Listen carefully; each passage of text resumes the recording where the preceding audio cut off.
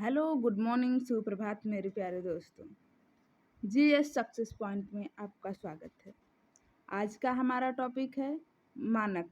यह मैं fourth semester second paper का फर्स्ट यूनिट सेकेंड पेपर का फर्स्ट यूनिट मानक। आइए इसके बारे में अध्ययन करते हैं और इसको समझते हैं विस्तार से। सर्वप्रथम जानने की कोशिश करेंगे मानक क्या है। मानक शब्द दो अर्थों में प्रयुक्त होता है। मानक शब्द दो अर्थों में प्रयुक्त होता है। पहला अर्थ है तुलना का, वह प्रतिमान समूह की विभिन्न व्यक्ति जिसके समान रूप हों। वह प्रतिमान समूह की विभिन्न व्यक्ति जिसके समान प्रतिरूप हों, यह पहला अर्थ हो गया। और दूसरा अर्थ यह है कि किसी विशिष्ट समूह के फलांकों की केंद्रीय प्रवृत्ति जिसमें समूह के व्यक्तियों की फलांक का सम अनुरूप होना आवश्यक है। फिर से समझने की कोशिश कीजिए आप लोग। किस मानक का दो अर्थों में प्रयोग किया जाता है। पहला तुलना का, वह प्रतिमान समूह की विभिन्न व्यक्ति जिसके समान अनुरूप हों। और दूसरा किसी विशिष्ट समूह के फलांकों की केंद्रीय प्रवृत्ति के मान आपने पढ़ा है पिछले सेमेस्टर में, जिसमें समूह के व्यक्तियों की फलांक का सम अनुरूप होना आवश्यक है। आयु मापदंड बनाने में हम मापक के इस अर्थ का प्रयोग करते हैं। आयु मापदंड जैसे आप लोग देखते होंगे कि 18 से शुरू होता है, किसी किसी फॉर्म में 18 से, तो 21 से, तो 25 से। यह होता है आयु का मापदंड, क्योंकि मानसिक आयु में व्यक्ति के फलांक एवं समूह के मध्यमान फलांक में संबंध निहित है। आयु मानक के निर्धारण में एक मुख्य समस्या है न्यायादर्श का चुनाव, क्योंकि यह न्यायादर्श किसी न किसी रूप में अर्थ में संकीर्ण होता है, पूर्ण रूप से प्रतिनिधिकारी नहीं। बिना मानकों के परीक्षण के प्राप्तांक की व्याख्या नहीं की जा सकती। मानक वह अंक होते हैं जो प्रतिनिधि प्रयोज्यों से प्राप्त किए जाते हैं। इनके द्वारा एक व्यक्ति की दूसरे व्यक्ति से तुलना की जा सकती है। मानक द्वारा समग्र को परिभाषित करने का कार्य भी किया जाता है। मानक व्यक्तिगत विभिन्नताओं इंडिविजुअल डिफरेंस को जानने के लिए अनिवार्य होते हैं। मानकों की सबसे अधिक महत्व निर्देशन और चिकित्सा के क्षेत्र में होता है। इससे क्या समझे आप? आइए इसको समझते हैं क्या लिखा गया है यहाँ पर। यहाँ पर आपको बताया गया है कि आयु मापदंड, यानी कि जो हम लोग आयु का निर्धारण करते हैं, विभिन्न प्रकार के आयु वर्ग, इस मापक का उपयोग आयु वर्ग के निर्धारण में किया जाता है, क्योंकि मानसिक आयु व्यक्ति के फलांक एवं समूह के मध्यमान फलांक से संबंध निहित होते हैं। इसके निर्धारण में एक मुख्य समस्या है न्यायादर्श का चुनाव। आप सोच रहे होंगे न्यायादर्श क्या होता है, तो आइए बताते हैं आपको न्यायादर्श क्या होता है। अध्ययन के लिए चयनित व्यक्तियों के ऐसे समूह को न्यायादर्श कहते हैं। जो अध्ययन के लिए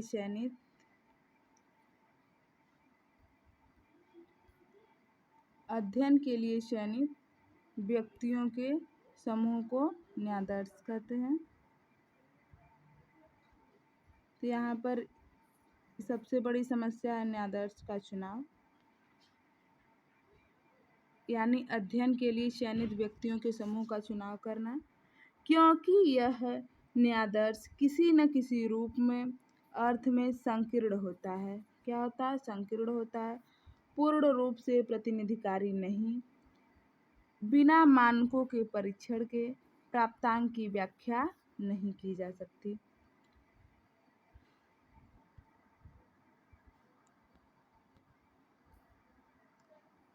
आप यहाँ देख सकते हैं, इसके द्वारा व्यक्ति की दूसरे व्यक्ति से तुलना की जा सकती है और इसका सर्वाधिक महत्व निर्देशन और चिकित्सा के क्षेत्र में होता है। और यह व्यक्ति के व्यक्तिगत विभिन्नताओं को जानने और समझने में भी अनिवार्य होता है, क्योंकि पृथ्वी पर कोई भी दो व्यक्ति एक समान व्यक्तित्व एवं व्यक्तिगत विभिन्नता वाले नहीं हो सकते। आगे देखिए, मानक क्या है? मानक क्या है? मानक का तात्पर्य किसी ऐसे मापदंड, प्रतिमान अथवा प्रतिरूपी निष्पादन या मूल्य से है जिसके आधार पर किसी व्यक्ति की तुलना करना संभव हो पाता है। मानक के लिए संगठन यानी समूह का होना आवश्यक है। आप देख सकते हैं, मानक किसी ऐसे मापदंड, प्रतिमान अथवा प्रतिरूपी निष्पादन या मूल्य से है, मूल्य से जिसके आधार पर किसी व्यक्ति की तुलना करना, किसी व्यक्ति की तुलना करना, मानक के आधार पर किसी व्यक्ति की तुलना करना, व्यक्तिगत विभिन्नता का मापन करना, यह सब संभव हो पाता है और मानक के लिए संगठन का होना आवश्यक है। चैपलिन के अनुसार मानक का अर्थ वह एकाकी मतलब अकेला या एक मूल्य या मूल्यों का प्रसार है जिसके किसी समूह को ऐसे प्रतिरूपी निष्पादन की अभिव्यक्ति हो जिसके विरुद्ध किसी व्यक्ति की तुलना की जा सकती है। मानक की अभिव्यक्ति आयु या साधारण औसत के रूप में हो सकती है। मानक की अभिव्यक्ति आयु या साधारण औसत के रूप में हो सकती है और यह प्रतिरूपी निष्पादन की अभिव्यक्ति है। इसमें एकाकी मूल्य या मूल्यों का प्रसार होता है। रेबर तथा रेबर के अनुसार सांख्यिकी अर्थ में मानक का तात्पर्य किसी संख्या, मूल्य या स्तर या संख्याओं, मूल्यों या स्तरों के प्रसार से है जो समूह के का प्रतिनिधित्व होता है। सांख्यिकी में मानक शब्द का तात्पर्य किसी संख्या, मूल्य, स्तर या के प्रसार से है, यानी फैलाव से है, जो समूह का प्रतिनिधि करता है, जो समूह का प्रतिनिधित्व करता है, जिसका उपयोग व्यक्तिगत घटनाओं की तुलना में, जैसा कि पहले ही हम आपको बताएं, व्यक्तिगत विभिन्नता व्यक्तिगत घटनाओं की तुलना में किया जा सकता है। ऐसा रेबर और रेबर महोदय ने कहा है। आगे देखिए, इन परिभाषाओं का विश्लेषण से निम्न बातें स्पष्ट होती हैं। मानक का व्यवहार कभी कभी संख्या के अर्थ में किया जाता है। देखिए यहाँ पर, जैसा कि पहले रेबर महोदय ने बताया है कि मानक का अर्थ संख्या, मूल्य, स्तर, संख्याओं, मूल्यों या स्तरों के प्रसार, संख्या, मूल्य, स्तर या इनके प्रसार से। तो यहाँ पर पहला जो बातें स्पष्ट होती हैं या निष्कर्ष निकलता है वह यही है कि व्यवहार कभी कभी संख्या के अर्थ में किया जाता है। ऐसी संख्या, दूसरा पॉइंट, ऐसी संख्या जो किसी समूह का प्रतिनिधित्व होती है, ऐसी संख्या जो किसी समूह का प्रतिनिधित्व होती है, जैसे 12 वर्ष की बालिकाओं के एक समूह पर बुद्धि परीक्षण का व्यवहार किया गया। यह 12 वर्ष क्या है? यह संख्या है और बुद्धि परीक्षण का व्यवहार किया गया, यह मानक है। औसत अंक 75 आया है, इसलिए यह संख्या 75 उस समूह के लिए मानक माना जाएगा। जो निष्कर्ष प्राप्त हुआ, जो औसत अंक आया, वही उस समूह का मानक है। तो आप समझ सकते हैं कि मानक क्या है। मानक का अर्थ संख्या, मूल्य या स्तरों के प्रसार से है। और उदाहरण से भी आप समझ सकते हैं कि जैसे 12 वर्ष की बालिकाओं के एक समूह पर बुद्धि का परीक्षण किया गया और औसत अंक 75 आया, यही उस वर्ग का मानक संख्या है। जो हम लोग औसत मान निकालते हैं, आप उसको भी मानक कह सकते हैं। मानक का व्यवहार कभी कभी मूल्य के अर्थ में किया जाता है। इसके पहले वाला पॉइंट क्या था? मानक का व्यवहार संख्या के अर्थ में, और यहाँ पर क्या है? मानक का व्यवहार मूल्य के अर्थ में। आपको कंपेयर कराते हैं, तुलनात्मक अध्ययन कराते हैं। यहाँ देखिए, संख्या के अर्थ में है और यहाँ मूल्य के अर्थ में। तो 2 पॉइंट तो आपके ऐसे ही तैयार हो गए कि मानक का अर्थ कभी कभी संख्या के रूप में, कभी कभी मूल्य के रूप में। देखिए मूल्य के रूप में क्या होता है? ऐसा मूल्य जो किसी समूह का प्रतिनिधिक अथवा प्रतिरूपी होता है। जैसे अद्वैतवाद मुस्लिम समाज का एक प्रतिरूपी मूल्य है, इसलिए इस मूल्य की मुस्लिम समाज का मानक कहा जाएगा। हम धर्म से ले सकते हैं, संप्रदाय से ले सकते हैं, शिक्षा से ले सकते हैं, या फिर सामाजिक संस्थाओं से ले सकते हैं। ऐसे ही हम समाज के विभिन्न वर्गों से ले सकते हैं जिनमें मूल्यों का अर्थ निकाला जाता है। जैसे यहाँ पर अद्वैतवाद का उदाहरण दिया गया है आपको। अद्वैतवाद एक मूल्य है। आगे देखिए,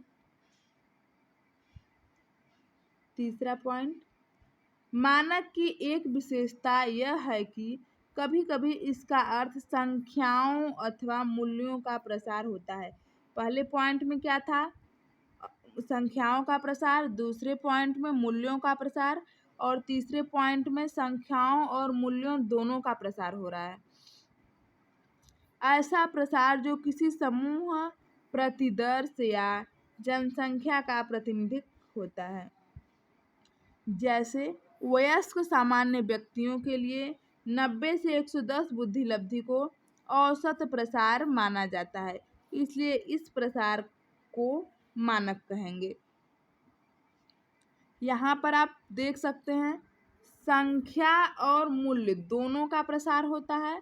तो जैसे कि वयस्क सामान्य व्यक्तियों के बुद्धि का परीक्षण किया गया और बुद्धि परीक्षण पर कितना अंक प्राप्त हुआ?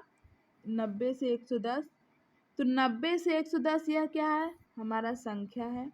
लेकिन 90 से 110 की क्वालिटी क्या है? क्वालिटी किस में आती है? क्वालिटी औसत में आती है। किस में? औसत है यह, औसत, औसत बुद्धि। तो यह क्या हो गई? इसका मूल्य हो गया। मतलब औसत यह मूल्य है, 90 से 110 संख्या है, यही इसका प्रसार माना जाता है, इसलिए इस प्रसार को मानक कहेंगे। अगर यही बात करें कि 110 से 120 या 130 आ रहा है, तो 110 से 120 जो है संख्या हो गई, और उसका मूल्य क्या होगा? उसका मूल्य होगा प्रतिभाशाली। उम्मीद है आपको अच्छा समझ आया होगा। आगे देखिए, मानक के प्रकार। मानक के प्रकार कौन कौन से हैं? पहला है आयु मानक। किसी भी गुण में यदि आयु के साथ बढ़ोतरी हो तो हमें आयु मानक ज्ञात कर सकते हैं। अगर किसी भी गुण में यदि आयु के साथ बढ़ोतरी हो, जैसे 6 वर्ष का बच्चा अगर अपनी आयु के अनुसार बुद्धि ज्ञान क्षमता रखता है, तो वही उसका मानक है। और एक क्लास 8 का पढ़ने वाला बच्चा अगर अपने से कम यानी क्लास 6 का ज्ञान रखता है, तो वह मंदबुद्धि का कहा जाएगा। तो आयु का बहुत बड़ा रोल होता है। हम अपनी आयु के अकॉर्डिंग हर एक चीज़ जानते और समझते हैं। अगर जो बच्चा कक्षा 8 में पढ़ रहा है और कक्षा 9 की चीज़ें जानता है, वह प्रतिभाशाली बालक कहलाता है। मतलब आयु का बहुत बड़ा रोल होता है। इस अर्थ में किसी अवस्था के लिए मानक का अर्थ है जैसे उस विशिष्ट अवस्था के व्यक्तियों के लिए गुण का औसत मूल्य। जैसा कि अभी आपको बताएं, अपनी आयु के साथ ज्ञान, प्रतिभा, क्षमता यही है औसत मूल्य। अगर उससे अधिक आप अर्जित कर लेते हैं तो आप प्रतिभाशाली कहलाएंगे, अगर उससे कम अर्जित करते हैं तो पिछड़ा बालक या मंदबुद्धि बालक भी कहला सकते हैं। आगे देखिए, यदि हम 12 वर्ष के बालकों का एक प्रतिनिधिकारी न्यायादर्श यानी समूह में प्रत्येक व्यक्ति की लंबाई मापें और इन मापों का औसत निकालें तो इस प्रकार के बालकों की लंबाई का मानक निकल जाएगा। आप औसत निकालना नहीं जानते हैं तो हम आपको अभी बता देते हैं बहुत सिंपल तरीके से। जैसे मान लीजिए कि 5 व्यक्ति हैं, 1 2 3 4 5 व्यक्ति हैं, इनका आपको औसत निकालना है। तो या तो आप इन सबको प्लस कर दीजिए तो औसत निकल जाएगा, या आप यह देख लीजिए कि सबसे मध्य में कौन है। सबसे मध्य में जो होगा वही मध्यमान यानी औसत होने वाला है।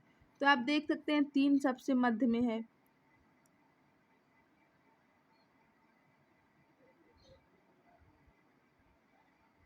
तो 3 क्या होने वाला है, यह हमारा औसत होने वाला है। दूसरा तरीका हम आपको बताते हैं, या तो पहली संख्या 1 और अंतिम संख्या 5 को जोड़ करके 2 से विभाजित कर दीजिए। देखिए कितना आता है, 3 आ गया। 2 तरीके हमने आपको बताए औसत निकालने के। फिर से आप समझिए, मान लीजिए कि कोई अंक है, मान लीजिए 1 से 10 तक का अंक दिया है आपको, 1 से 10 तक का अंक दिया है आपको और इसका आपको औसत निकालना है। तो पहला तो आप यह देखेंगे कि 1 और 10 दोनों को जोड़ करके 2 से डिवाइड कर दीजिए, आता है कितना 5.5। मतलब एक यह औसत निकल गया। अगर दूसरे तरीके से आप निकालना चाहते हैं किसी भी अंक का औसत, तो मान लीजिए 1 से 10 का निकालने के लिए आपको क्या करना पड़ेगा, एकदम इजी तरीका जो आप अपने माइंड से कर सकते हैं, लेकिन यह बड़े सवालों के लिए, बड़े विधियों के लिए लागू नहीं होता है क्योंकि इसमें समय अधिक लगता है। 2 3 4 5 6 7 8 9 10 हो गया। 2 इधर 2 इधर, यहाँ पर 2, यहाँ पर भी 2। इस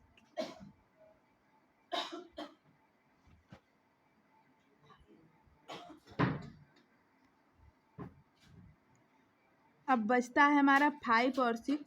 5 और 6 दोनों मध्य में है तो इनके बीच का मध्य पॉइंट निकालेंगे तो आएगा 5.5। यही हमारा औसत मान कहलाएगा।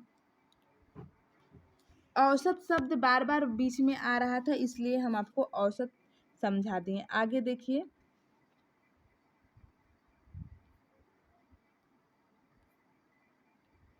यदि हम 12 वर्ष के लड़कों का एक प्रतिनिधिकारी न्यायादर्श में प्रत्येक की लंबाई मापें और इन मापों का औसत निकालें तो इस प्रकार बालकों की लंबाई का मानक निकल जाएगा। जैसे मान लीजिए 25 बच्चे हैं तो इनका भी आप औसत निकाल सकते हैं, या 100 200 400 कितना भी हो, इनका औसत ऐसे ही निकल जाएगा। इस उदाहरण में मानक का अर्थ है केवल औसत मूल्य, इसीलिए आपको समझा रहे थे कि औसत क्या है। यहाँ पर यह जो उदाहरण, प्रयुक्त उदाहरण दिया गया है, यहाँ पर मानक का एकमात्र अर्थ है औसत मूल्य, कि औसत मूल्य क्या है। इस प्रकार 12 वर्ष के लड़के की औसत लंबाई ज्ञात की जाती है। उसी प्रकार 8 9 10 16 एवं अन्य अवस्था के बालकों की औसत लंबाई ज्ञात की गई। इस आधार पर हम कह सकते हैं कि इस आधार पर हम एक मापदंड बना सकते हैं और हम अपने अनुसार कुछ भी मापदंड बना सकते हैं। जैसे विभिन्न आयु वर्ग को 12 से 14 वर्ष या 12 से 18 वर्ष, 18 से 25 वर्ष, ऐसे भी हम आयु वर्ग के मापदंड बना सकते हैं। गुण या लाभ, अभी हम क्या पढ़ रहे थे, मानक, मानक के प्रकार। अब यहाँ मानक के लाभ या गुण क्या है, आयु मानक का एक गुण, हम मानक के प्रकार में आयु मानक पढ़ रहे थे। अब आयु मानक के गुण या लाभ। आयु मानक का एक गुण यह है कि विभिन्न आयु के लोगों के लिए अलग अलग मानक का निर्माण आसानी से किया जा सकता है। आयु मानक का एक गुण यह है कि विभिन्न मानक, जैसे अभी हमने आपको बताया, मान लीजिए 0 से 6 वर्ष, या फिर 6 से 12 वर्ष, 12 से 15 वर्ष, 15 से 21 वर्ष, ऐसे हम विभिन्न आयु वर्ग के मानक को ज्ञात कर सकते हैं। विभिन्न आयु के बालकों तथा विभिन्न आयु के वयस्कों के विभिन्न शारीरिक तथा मानसिक शील गुणों से संबंधित मानकों को बनाना संभव होता है। हम अगर विभिन्न आयु वर्ग के व्यक्तियों या बालकों का गुण हो, विशेषताएं हो, शील गुण हो या फिर बुद्धि हो, इसी आधार पर ज्ञात कर सकते हैं। यह इसका सबसे बड़ा लाभ है। आगे देखिए, यह मानक ऐसे शारीरिक शील गुणों के लिए अधिक उपयुक्त है जिसमें बढ़ती हुई आयु के साथ साथ एक निश्चित सीमा तक वृद्धि होती है, जैसे शारीरिक वजन, ऊंचाई, शारीरिक शील गुण आदि। दूसरा पॉइंट समझने की कोशिश कीजिए कि यह अधिक उपयुक्त है जिनमें बढ़ती आयु के साथ साथ निश्चित सीमा तक वृद्धि होती है, यानी आयु के साथ हमारा ज्ञान, क्षमता, बुद्धि सब बढ़ रही है, शारीरिक वजन, ऊंचाई, शारीरिक शील गुण आदि। यह मानक ऐसे मानसिक शील गुणों या योग्यताओं के लिए अधिक उपयोगी है जिनमें एक विशेष सीमा तक बढ़ती हुई आयु के साथ वृद्धि होती है, जैसे बुद्धि आयु के साथ बढ़ती है। हमारे शील गुण, योग्यताएं, ये सब आयु के साथ बढ़ते हैं और एक विशेष सीमा तक बढ़ती हुई वृद्धि होती है, जैसे बुद्धि। अब इसके कुछ दोष भी हैं। अभी तक हम लोगों ने 3 गुण पढ़े।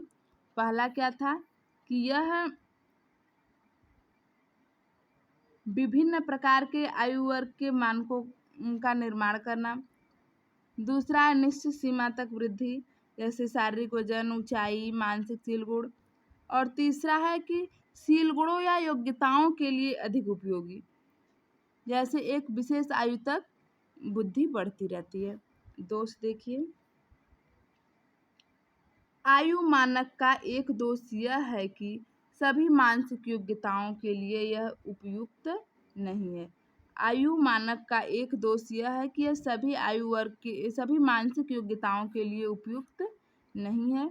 इसका कारण क्या है? आयु वृद्धि तथा मानसिक योग्यताओं की वृद्धि में हमेशा एकरूपता नहीं होती है। आयु वृद्धि और मानसिक योग्यताओं की वृद्धि में एकरूपता नहीं है, इसलिए यह उपयुक्त कारक नहीं है। जिस अनुपात में आयु में वृद्धि होती है उसी अनुपात में बुद्धि में भी वृद्धि हो, ऐसा उपयुक्त नहीं है या ऐसा संभव नहीं है, क्योंकि आयु में तो वृद्धि होती रहती है, लेकिन बुद्धि में वृद्धि अपने परिपक्वता और वातावरण, पर्यावरण के अकॉर्डिंग होती है। इन अध्ययनों से पता चलता है कि 15 से 19 वर्ष के बीच वृद्धि का विकास जिस रफ्तार से होता है उसकी तुलना में 5 से 9 वर्ष के बीच बुद्धि का विकास की रफ्तार अधिक तीव्र होती है। इसी कारण आयु मानक की विश्वसनीयता घट जाती है। आप सभी लोग जानते होंगे कि 5 से 9 वर्ष के जो बालक होते हैं, 5 से 9 वर्ष के बालक यानी कि शैशवावस्था,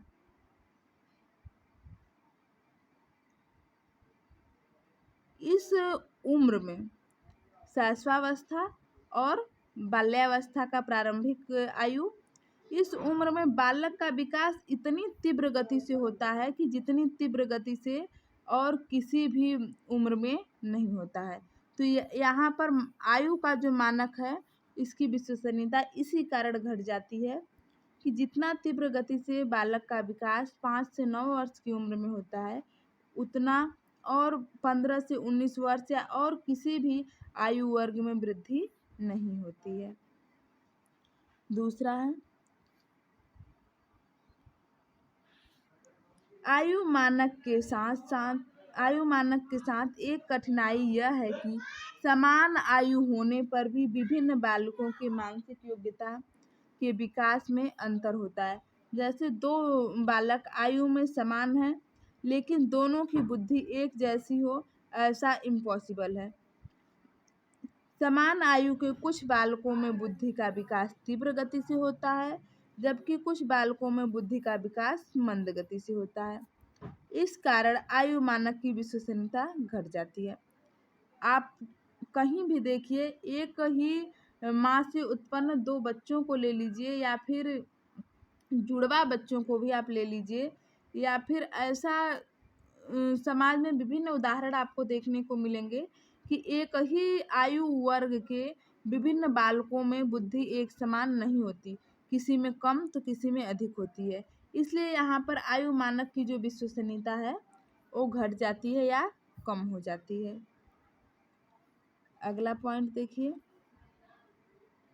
उपलब्धि के लिए आयु मानक उपयुक्त नहीं होता। इसके दो कारण हैं।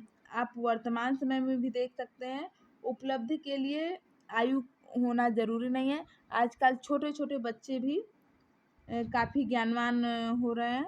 उनकी आयु न होते हुए भी वो बहुत ज़्यादा नॉलेज रख रहे हैं। तो यहाँ पर भी जो बुद्धि की जो आयु मानक है वह कम विश्वसनीय हो जाता है। एक कारण यह है कि इसमें उपलब्धि आयु में वृद्धि के साथ वृद्धि हो यह आवश्यक नहीं है। कहने का तात्पर्य यह है कि जब हमारी उपलब्धि बढ़ती है, हमारी उपलब्धि आयु में वृद्धि के साथ, मतलब हमारी आयु बढ़ती है तभी हमारी उपलब्धि बढ़े ऐसा आवश्यक नहीं है।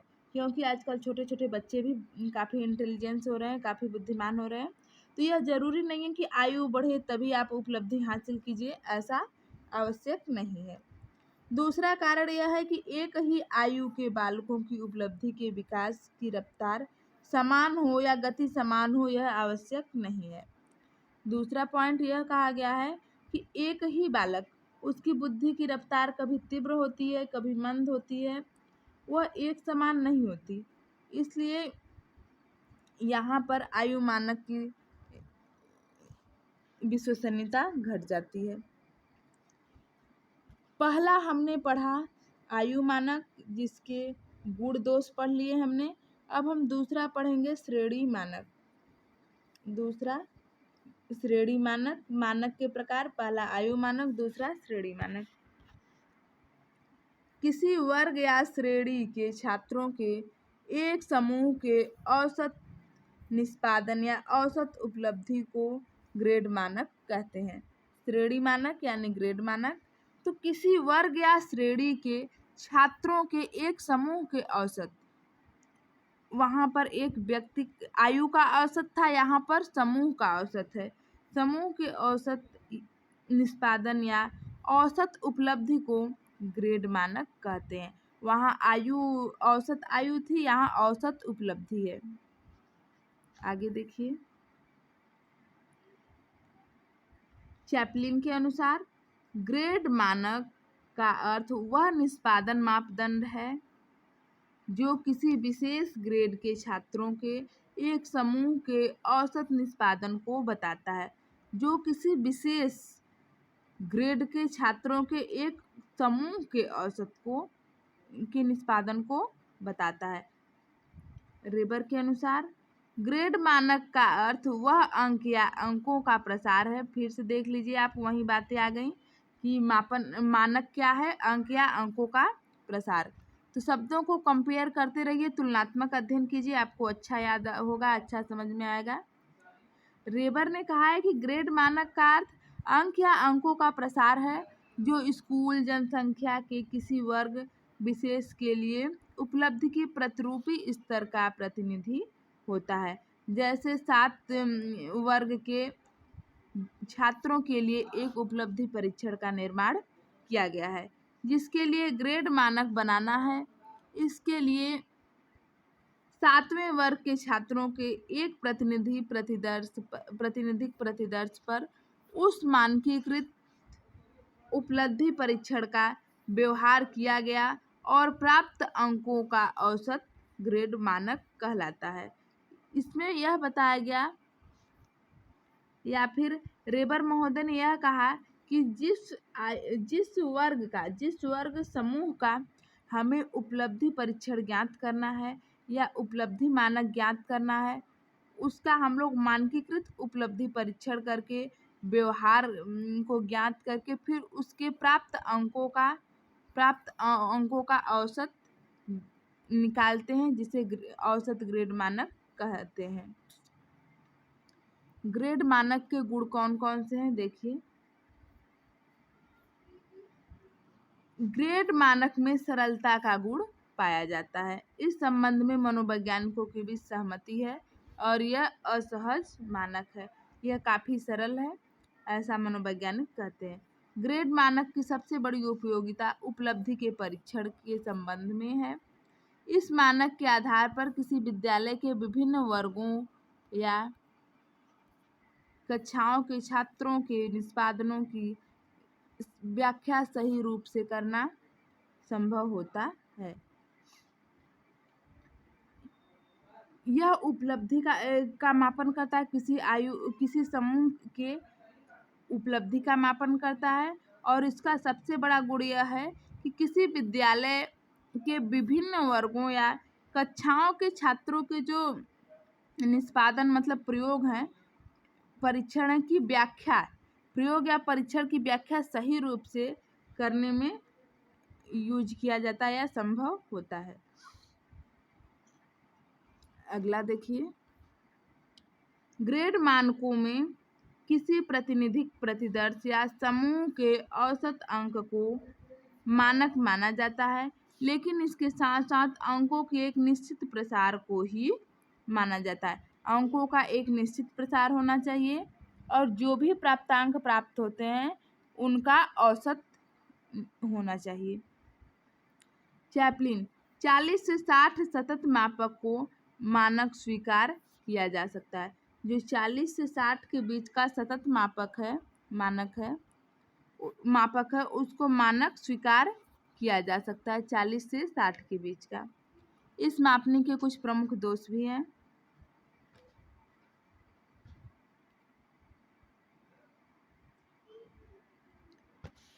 ग्रेड मानक का एक दोष यह है कि ऐसे शील गुणों या क्षमताओं के लिए यह अधिक उपयुक्त तथा उपयोगी नहीं है। यह शील गुणों या क्षमताओं के लिए अधिक उपयुक्त या उपयोगी नहीं है। इनमें विकास की गति समान नहीं होती है। यह जो उपलब्धि परीक्षण है, इनमें विकास की गति समान नहीं होती है। जैसे प्रारंभिक कक्षाओं के छात्रों में अंकगणित की योग्यता का विकास तेजी से होता है, लेकिन उच्च कक्षाओं में इन योग्यताओं का विकास मंद गति से होता है। मतलब इसमें निरंतरता का अभाव पाया जाता है। प्राथमिक कक्षाओं में बच्चा गणित का सवाल करने में बहुत तेज था, लेकिन जैसे ही वह उच्च कक्षाओं में पहुंचता है, उसकी यह तीव्रता, यह करने की योग्यता कम हो जाती है, यानी मंद हो जाती है। इसलिए ऐसी योग्यता के लिए ग्रेड मानक अधिक उपयोगी नहीं है। इसलिए ऐसी योग्यता के लिए उपलब्धि मानक या ग्रेड मानक उपयोगी नहीं है। ग्रेड मानक का सबसे बड़ा दोष यह है कि स्कूल के विभिन्न विषयों में एक ही छात्र के ग्रेड मानकी की तुलना संभव नहीं है। स्कूल के विभिन्न विषयों में एक ही छात्र के ग्रेड मानकी की तुलना संभव नहीं है। कहने का तात्पर्य यह है कि स्कूल में विभिन्न प्रकार के विषय हैं, विभिन्न प्रकार के बच्चे हैं, किसी की बुद्धि कम, किसी की अधिक, तो उससे एक ही छात्र के ग्रेड का मानक निर्धारण करके उपलब्धि का मापन नहीं किया जा सकता है। इसका कारण विभिन्न विषयों की उपलब्धियों के आधार पर अलग अलग होते हैं। हर एक सब्जेक्ट की, हर एक विषय की अपनी अलग उपलब्धि होती है। हर एक विषय में बच्चे की अपनी रुचि होती है, अपनी क्षमता होती है, अपनी रुचि होती है। तो इस आधार पर ग्रेड मानक का निर्धारण नहीं किया जा सकता। स्पष्ट है कि अन्य मानकों की तरह ग्रेड मानक भी कई दोष होते हैं। जैसे अन्य मानकों के कुछ दोष थे, इसी तरह ग्रेड मानक के भी कुछ दोष हैं। फिर भी इस मानक का व्यवहार विशेष रूप से उपलब्धि परीक्षण, किसमें? उपलब्धि परीक्षण के लिए व्यापक रूप से किया जाता है। कुछ दोष भी हैं, फिर भी उपलब्धि परीक्षण के लिए इसका उपयोग किया जाता है। तीसरा मानक है सततमक मानक। सततमक मानक, पहला आयु मानक, दूसरा श्रेणी मानक, तीसरा सततमक मानक।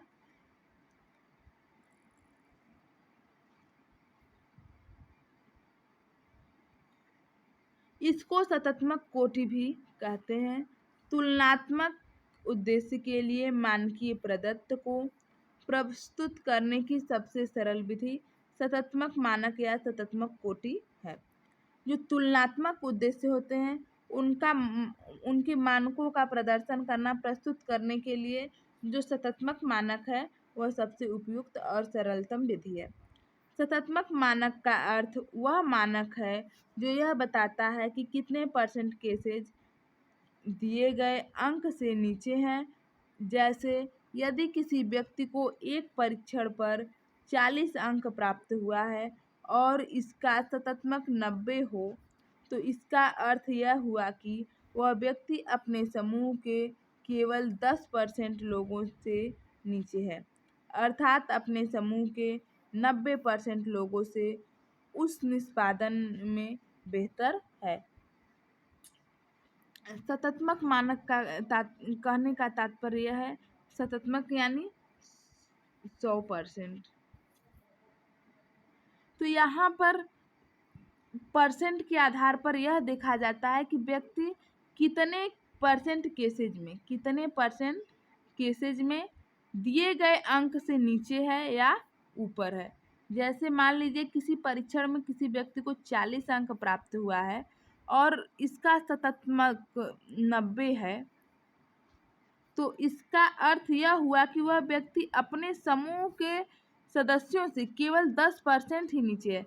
मतलब 90 है तो केवल 10% ही नीचे है, अर्थात अपने समूह के 90% लोगों से उस निष्पादन में बेहतर है। चैपलिन के अनुसार परिभाषाएं देखिए। चैपलिन महोदय के अनुसार सततमक मानक वह मानक है जो किसी परीक्षण या माप पर व्यक्तियों के सततमक कोटियों को इंगित करता है। सततमक मानक वह मानक है जो किसी परीक्षण या माप पर व्यक्तियों के सततमक कोटियों को इंगित करता है कि व्यक्ति कितने अंक नीचे है, कितने अंक ऊपर है, उसका स्थान क्या है। आगे देखिए।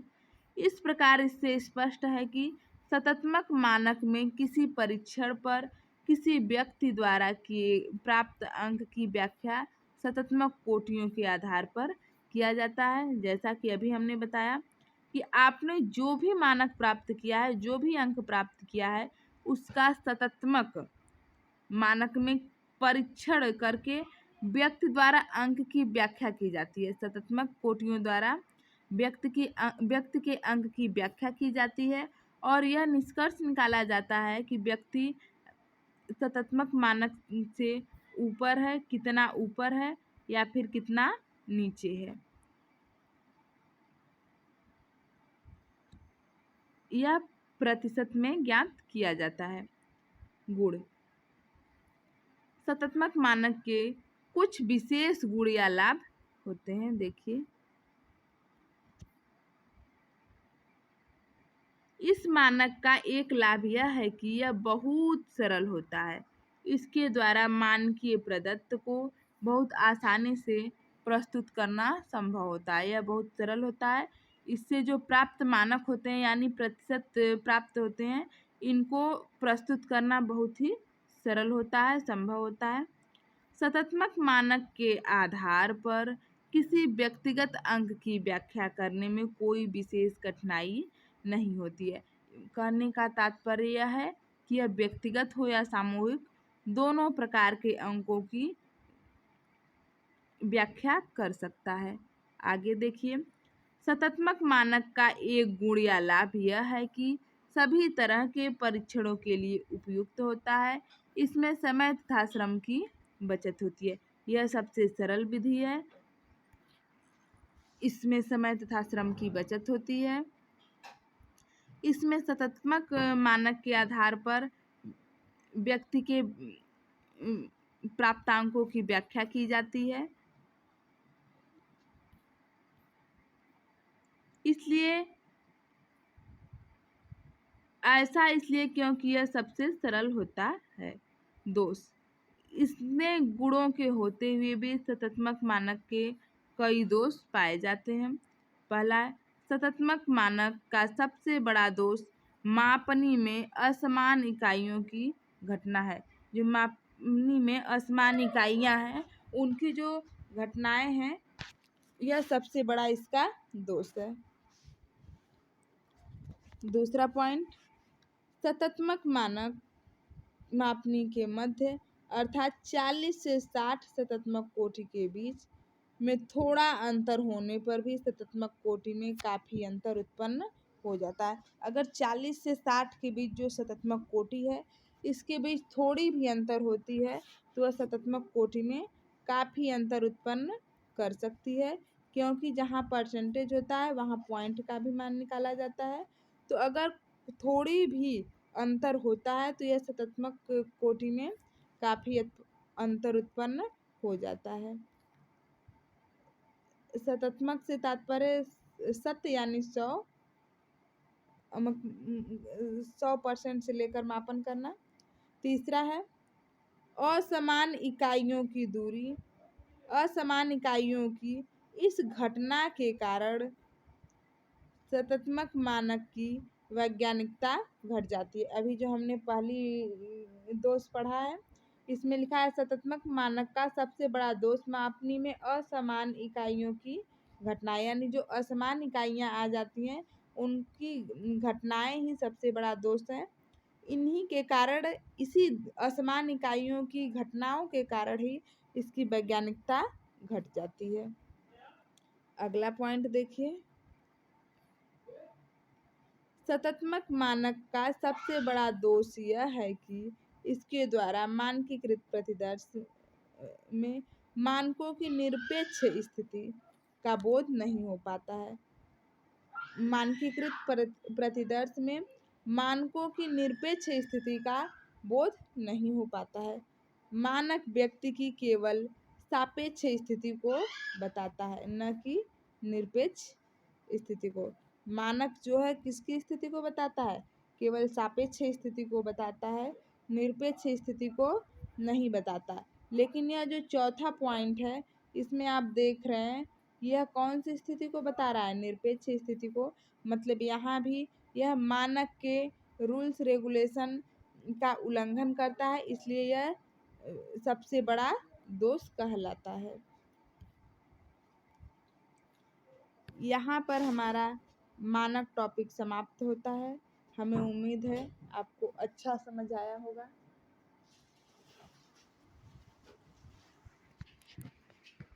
इसके अंतर्गत हम लोगों ने पढ़ा मानक क्या है, मानक का अर्थ, मानक क्या है, इसकी परिभाषाएं और इसके विश्लेषण में निम्न बातें, जिसको आप विशेषताएं भी कह सकते हैं। इसके बाद हम लोगों ने पढ़ा मानक के प्रकार, आयु मानक, इसके गुण और लाभ, दोष। इसके बाद हम लोगों ने पढ़ा श्रेणी मानक के गुण और लाभ, इसके भी दोष। इसके बाद हम लोगों ने तीसरा पढ़ा सतत्मक मानक, इसके गुण और लाभ। फिर से हम कह रहे हैं आप लोग राइटिंग पर मत जाइएगा।